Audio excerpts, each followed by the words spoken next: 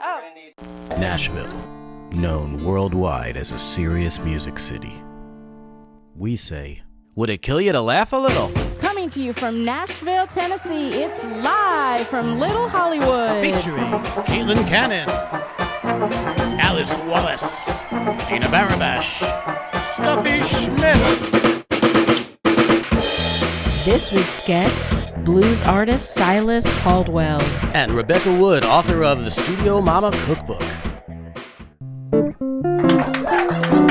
And now your hosts, Scot Sax and Gina Frary Bacon.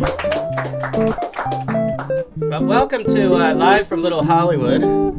Yeah, our 7th episode. Yeah, 7. We're feeling told. lucky 7. Live from Little Hollywood. Should we explain why it's called Live from Little Hollywood? Well, let's With do the that new thing where they folks? go, if you know, you know. And I feel like going, everybody knows, everybody knows, everybody knows, everybody knows, everybody knows, everybody knows. Truth is stranger than fiction. I was reading an interview recently with David Letterman and Judd Apatow. Judd Apatow Oh, has interesting. a couple books out. The first one's called Sick in the Head, and then the second one's called Sicker in the Head. Was it bearded Dave Letterman? You can't. I know if you're just reading the interview, Yeah, you can't it tell. didn't mention. I think it's before the beard. Okay. BB. BB. BDB. But he was saying that he was not very good in algebra and geometry and in school in general, but, you know, and anxious and all that stuff. But when he was speaking to people with a microphone and a camera, he's completely relaxed. And I am completely relaxed. It's a weird Yeah, thing. I am too. You know, I was voted most shy in 8th grade, and people don't believe me. But there's just something that happens. A lot of stutterers go into acting, and they don't stutter when they act. That's a thing, and I don't Yeah. know why that is. Maybe getting into another character. Well, I or- think because it's written out for them. That's a big, Maybe. and that's, yeah. They know what they're going to do and say. Unlike myself. we never know what you're gonna know do. what I'm going to do. Norst say. Shouldn't it be Wait. Norst? Hey. Why, DK? You don't know Yeah, what you're no. ever gonna do. I can't do it. Why do they say flammable? I mean, they're talking about a flame. It's so close. Just call it flammable. Why do they have to change it? Just it's flammable. English is a weird language. We could do a whole thing about that. Let's talk about our flammable. guests. Flammable would make a lot more sense. Gina, I think you're Oh, we going have great off guests topic. You're today. going off topic again. Off topic. Hey, that should be the name of a store. Isn't there Hot Topic? There is. I want to start off topic. Yeah, they like bring in like a 14-year-old girl to get an outfit for her prom. Yeah. And then I just start talking about midlife crisis stuff. Yeah. And then she leaves with a bathing suit Yeah. or something. No, like there's no clothes totally at all. distracted. No, it's just me, like this, with a microphone on a desk. Changing the subject ever. Hi, welcome to Off Topic. I'm having like an existential crisis thing, so the hell with you and your needs, 14-year-old runt. Go That's ahead. very funny. We who's have great coming on the guests show? today. Rebecca Wood, also known as Studio Mama. Studio Mama. Yeah, she needs her own song. And Silas Caldwell, a young yeah. guitar whiz. Oh, here comes a customer. Hi, how you doing? Good, how are you? Good. Tony Romanica. Silas Caldwell. Yeah. The pedals, I'm thinking pedals. Okay. So I just need to get things that I'm like kind of running short on. Do you have like a pedal that would like make me sound more sincere? I feel like people don't really believe me. No. Oh yeah, Sam the House Man Band. Yeah. Yeah. You know you could rent The group Sam. of tunes. I think everybody should have Sam like Pretty once a nice. day. Takes your blood pressure down. Yeah. Yeah. I mean, do they ever fight at jazz clubs? I don't mean back in the olden days when they were all No angst. hopped up on sauce. But like at Rudy's. Is there any No, infighting It's too at mellow. Rudy's? Yeah. Jazz is so mellow. Yeah. Well, welcome, Silas Caldwell. Thank you. Yeah. We're just Silas talking right now. Caldwell is here. You've just materialized. Yeah. So good to I've have you appeared. here. You what? I appeared. Yeah. I think he said I have a beard. And I was like, no, you don't. No beard. I don't know much, but I know you don't have a beard. Enough za, I have a beard. Did you ever hear that thing that men with beards are just men without beards with beards? It's intense, right? And you're like, well, yeah, just a guy without a beard. You just happen to have a beard. And then you like see them without the beard and you're like, you don't have a beard. Is there any pedal here that sounds like I'm not using a pedal? Oh my gosh, you're not gonna believe this. Let me call you back. What? Let me call you back. What's going on with you? No. I know. Do you have First of your all, phone? what are you doing walking around here? This jumpsuit doesn't have space for your I phone. can't That's go why anywhere. you haven't seen that I've been calling I'm not. you all I morning. know this looks bad. Here's the deal. I need more electronics to convey what's in here. What's in there? Silas, tell us, you're 16 years old. You have a guitar store. You're playing gigs all over Nashville in some of the coolest clubs with some of the greatest musicians, including your dad, Tony Caldwell, on bass. Yeah, who do you know? How did this all happen? And then I'm like, so, here's the deal. What do I need? Who am I? And you know what it said? What did it say? More electronics. 2 more pedals. I just want something. What kind of pedals? Just something to convey. Something that just tells people this guy means it. Something that, they've been to a bunch of shows and then they see my show and they think that I mean it as much as the last show that they saw that meant. It's all about like who means what? Who means it? And I mean it. Well, I mean, I don't always mean it. Let's face it. But Caldwell Guitars kind of came about. We're approaching 2 years Amazing. in business. And it's just kind of like a father-son collaboration. My musical journey goes back about a decade, but it really started going when I joined a cover band, and we did the Broadway thing, and I played down there for a few months. And when you're young and don't have bills, the money accumulates pretty quickly. if they think I mean it, if they believe I believe, if I believe, And I want. I don't know the rest of that. Okay. So, are you Show me cool the with it? pedals. Okay. Show me the pedals. Okay. Thank you. You're cool? Maybe I'm missing something. Show me the Okay. pedals. I didn't know you can perform on Broadway under 21. You can. I just can't go there for any other purpose. Just straight to the stage. But you're allowed to play on stage. Oh, I didn't know that. Oh, right. I didn't know you played down there. Wow, that's a good way to cut your teeth, as they say. It was great. I mean, it got me where I was getting repetitious and really picking up my work ethic and just got a whole drive and passion for performing. These be rigged together? How many pedals can you use? Do you lose something if you add more pedals to a pedal? We did. We got $100 every time we played Freebird. Wow. Reason enough. Yeah. I have a policy, and I have stuck to it, that when somebody does the play Freebird, Yeah. I play it from beginning to end. And I don't mean the 45 version, because I lived through that shit, man. I love that song. That song's amazing. You know, I do too. Al Cooper produced that and played the organ on that? Really? Yeah. One of the Nashville Cats, that Al Cooper. Yeah. Same guy that snuck into the studio and played the riff on Like a Rolling Stone. Is that the guy that ran for president and lost? Very much so, no. Okay. No. Al Cooper? No. Who? No, that's Al. Who did that? Al Gore. Al Gore. Oh, Different Al. Different Al. No. Al Cooper's who's way teaching this cooler. kid? Wait, are you homeschooled? Yes. Oh, It's it's all making sense now. Do you have? No. Do you have? No. No, but do you have? No. You don't have? No. You don't have? No. Or No. you don't have the? No. Okay. So you're from Mississippi. You grew up on that sort of hill country blues sound, right? You What know does a that lot mean? of Why do those- they call it hill? Is it a hill in Mississippi? Well, some people call it a Piedmont area. It basically means there's a lot of hills that are too depressed to be mountains. And so basically they just... Nobody likes a depressed hill. Sad hills. Right. So they basically, you have just a little small collective of kind of rural southern communities that over the course of the past 100 years or so just have a huge impact on American music. Yeah. So with, I guess, blues really comes from Western Africa and kind of the origins and the grooves and just the percussion and the riffs and basically the origin of all blues is from there. Really? And then with slavery. Could I play with just pedals and no guitar? Just freeing my hands up? Like a hands-free? I grew up in Tupelo, Mississippi, in Northeast, and Tupelo. yeah. A lot of songs written about Tupelo. A lot of songs written about Tupelo. Well, it rolls off the tongue more than Scranton. That's true. I'm from not far from there. We don't have any songs. There's a lot of reasons. Jewish Northeast people, like our grandparents, they're dead by the time we're all like 10 years old. So we don't have like, Grandpa used to, you'll never hear a Jewish person sing anything about the grandpa. Both mine died literally the year I was born. Oh. I think that's how it works in our blood. We just like knock the older generation out. It's just like, you can't have both. Sure. It's like a buffet. You can pick one. I don't know. Don't make me smile. Yeah. This is not going on YouTube. Yeah.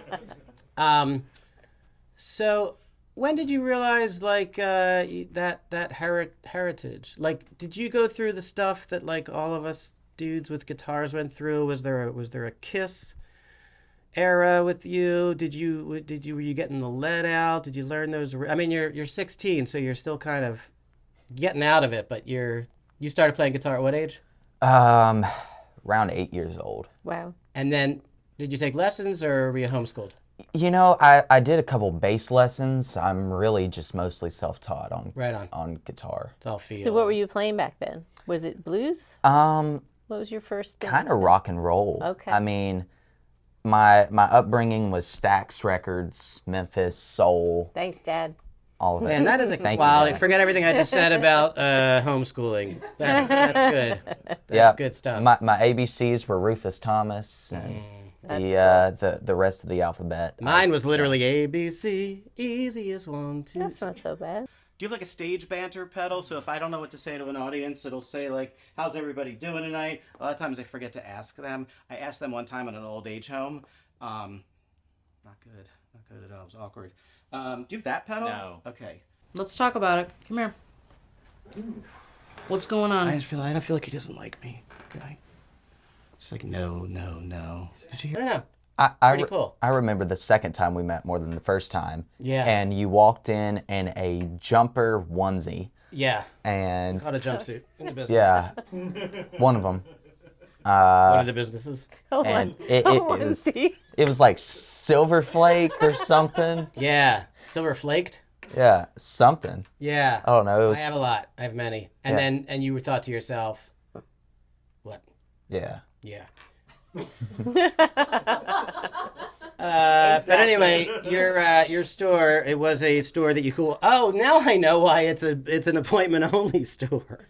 Was I the inspiration? Did you have a talk like, hey, the freakos with flaked frosted jumpsuits or whatever you just called it are walking in here. Can we do appointment only? And then, yeah, I get it now. Yes. Got this frosted onesie. And so can you tell the people the address, or that's part of the appointment? Like, no, you got to make an appointment. All the information is Yeah. on our website or Google. I don't recommend showing up without an appointment because I'm not there. Yeah. I will say you're in an iconic East Nashville building in the 5 Points neighborhood. Yes. Yeah. I That's love cool. it. Yeah. I mean, I feel like nobody gets me.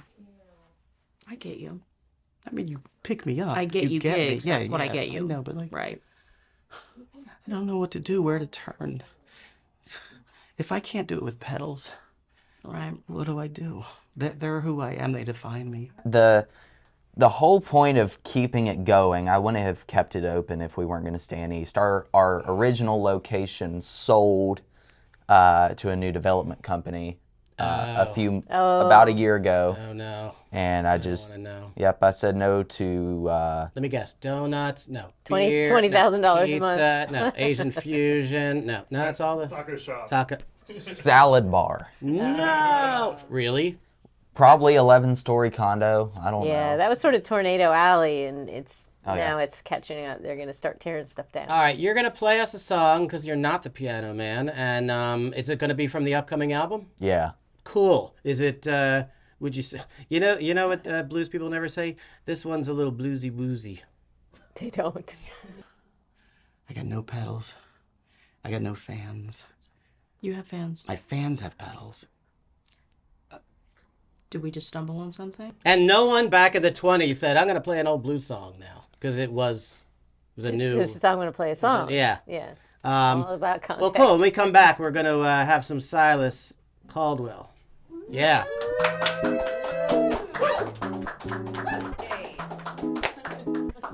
the rest of the show with a list.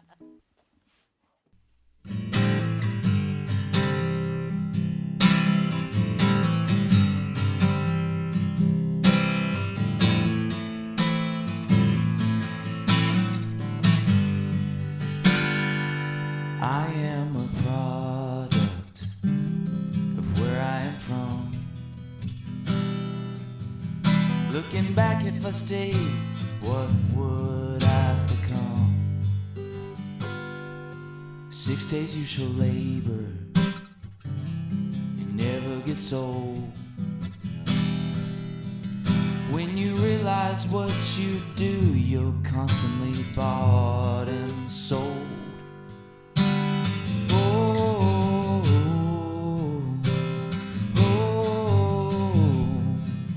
I am a Southern man doing more than wishing for the days of old. And I am a product of where I shall stay. I miss the rush of the river where I would toss my change. But Southern folk don't prosper, we do what we're told.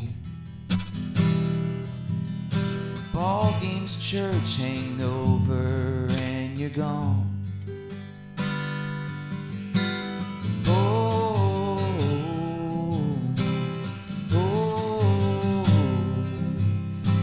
Southern man doing more than wishing for the days of old. Oh,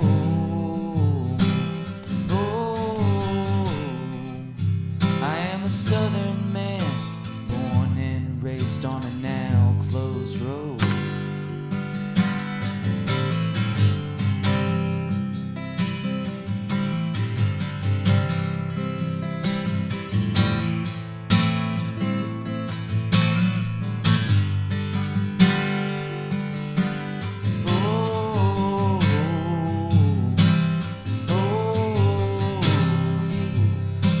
Southern man doing more than wishing for the days of old.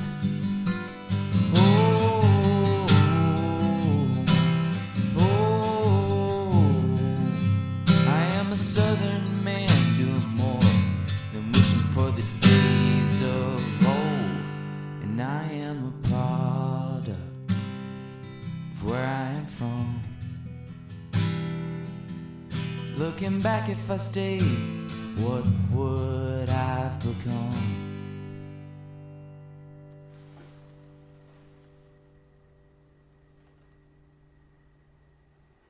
Cool. Yeah, it was awesome. Good. Also known as the Studio Mama. Yeah. I love that. And that's because you were the cook at a recording studio. Yep, I was a resident Southern chef Ground. at Southern Ground, Zach Brown's recording studio. Southern Ground, Zach Brown. And you know what? I recorded there a lot, and you were the studio mama there every time. And all I remember is the food. A lot of people say that. Yeah, the recordings come and go, but the food lingers Places. on. All you have to do is turn on the stove, and people are like, "Oh, it smells great down there." Well, it made it so homey. That place was very homey anyway because it had artwork by friends and people. But to have that big, beautiful kitchen downstairs made it really feel like you were in somebody's Was house. that the nicest you were kitchen part of or that. one of the nicest ones you had been in up till that point? I know it wasn't like extremely amazing, but it seemed like a really nice kitchen. It is a really nice space to host people in. Yes. Oh, right. The kitchen that also you can have, right, because how many people would be in there at one time? Oh, a lot of It was people. big. Usually I would, like, if a band is recording, there's band crew, whatever, like I would normally cook for like 15 people at a time. But we had up to like 80 or so people in there. In that room? Not just the kitchen, but in the building. Right. But, you know, everybody sort of congregates in the kitchen, so it would get pretty sardine-y. Yeah. Now, did you ask people ahead of time what they wanted to eat, or did you just sort of shoot? I don't know what we're doing. No sandwiches because I forgot the bread. I'm bringing in my own stuff, you know. We have ground beef. Today we have Velveeta, which is really good because you can take the wrapper off. You can patch your tires with this stuff, and then you can use this to get your dog. Oh, interesting.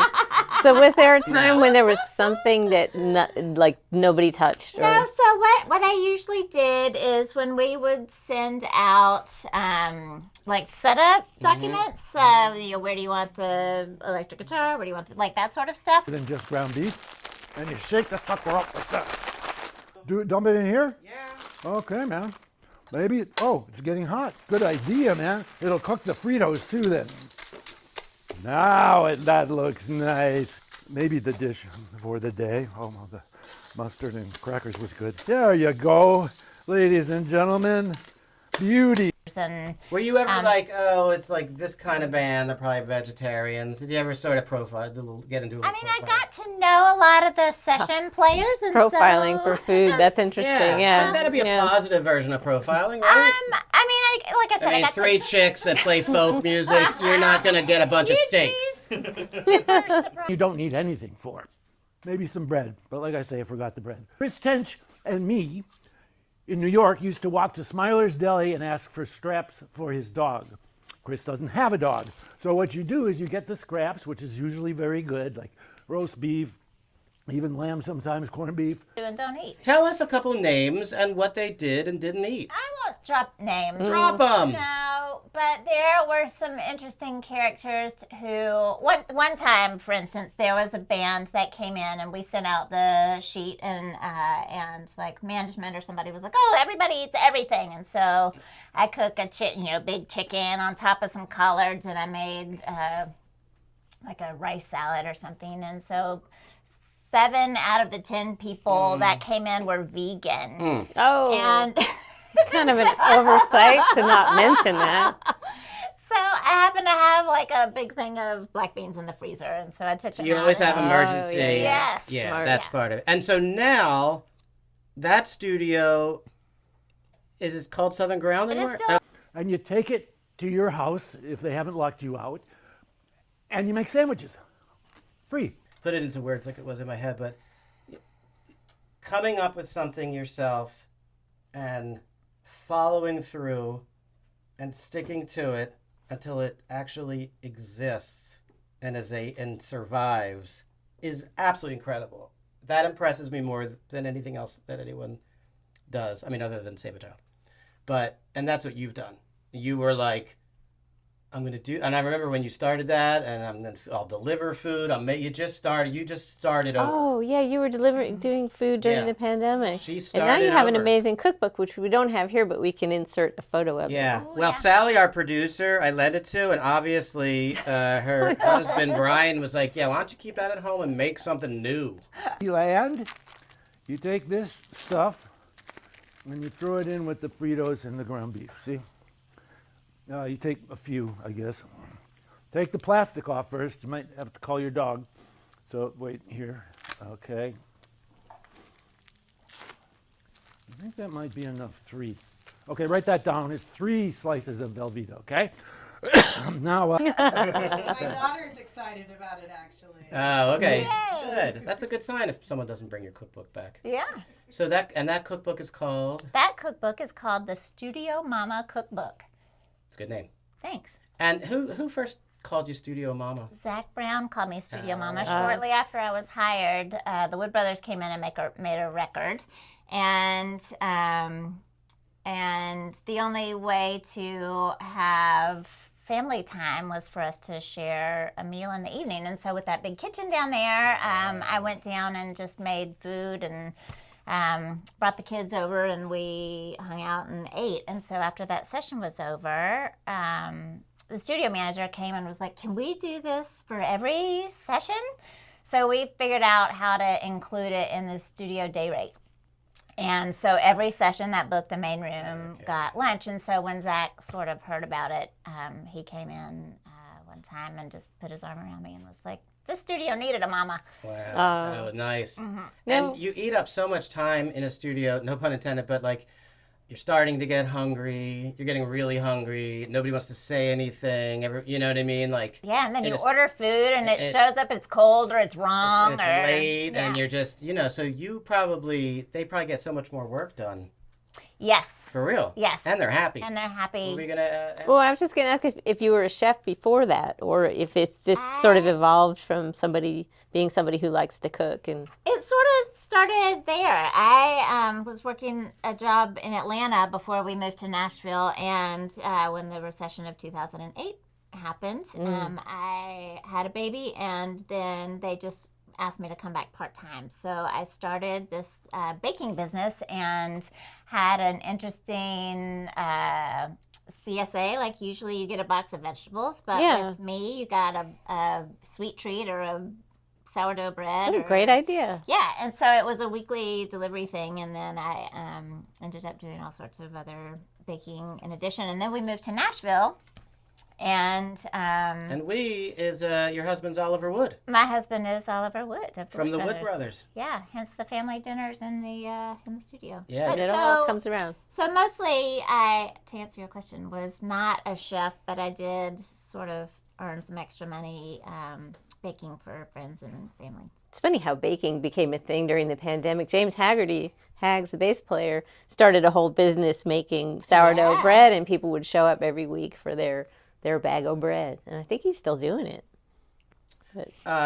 Okay, so the tonight, or if you're watching, when you're watching this, it'll be, I guess, maybe the night before or 2 nights ago. Time math is so hard. Time math, yeah. One of my assistants. I have many assistants now that I'm a TV star. Okay, you need a knife. This is good to have no matter where you go. But let's talk about the Grammy nominees, and what would you make these, who? Billie Eilish is up for something. What would you make Billie Eilish? Let's say you couldn't get a hold of the management, and you're like, all right, I'm just going in. I mean, She'd be a hard one to guess about, you know? She's full of surprises. I think, Right, so what do you do for a person maybe she that is you a can't- vegan. so maybe you have a big salad. You roast a chicken not on top of the greens.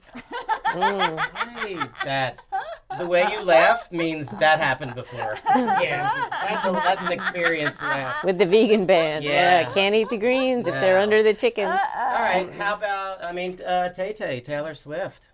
She eats everything, right? I have no idea what people eat. That's why we ask the questions. And Right. then I. Now, isn't it? Are you drooling? I am a little right in the pan. Okay, there we go. Give it a minute. See, ground beef is getting a little brown there. You see, it's very nice smell. So I hate to cut it, but I'm starving now. What are you gonna eat tonight? I don't know what I'm going to eat tonight, but what I am doing is making plans to announce my Studio Mama Supper Club for the 2024 season. Yes, I was going to ask does you that about mean? What that. happens? The I supper have club. a quarterly concert series that is a 4-course meal, a cocktail hour, 4-course meal, and a performance by a known artist. It's a very small, intimate environment. It's inside the Studio Nashville recording studio, and it's a 30-person maximum audience. And you've had some really great people already. I have had some really great people. Oliver, my husband's played it twice. I had Nikki Lane, Sean McConnell, Daryl Scott came and played. Oh, he's amazing. Yeah, it's been awesome. Aaron Lee Tashin came. I want to come to that. Can you put me on the VIP-ish I think I know somebody. Cool. I want to eat food. I always eat when I go food shopping. Do you ever Always. go shopping hungry? It's the worst thing to do. It's not a good idea. Yeah. I mean, usually a little bit, but I just start eating. I ate a nice breakfast sandwich when I was shopping at and then I get to the register and I show them my food, but then I also give them my wrappers and the empty bottle. I'm just starving. Well, at least you're honest. Yeah. At least you're honest Yeah, too. oh, I Some gotta people like steal. pretend they didn't eat it. We did that when I was a kid. My brother Yeah. helped me to it. He's 7 years older than me, and he taught me we would grab baby food. He was like, grab the apricot's amazing, and we would just eat I think we stole the baby food.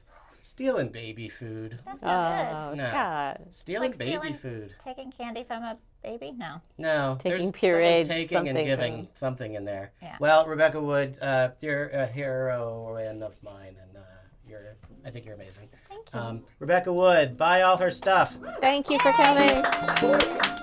And thank you so much. We'll see you next week.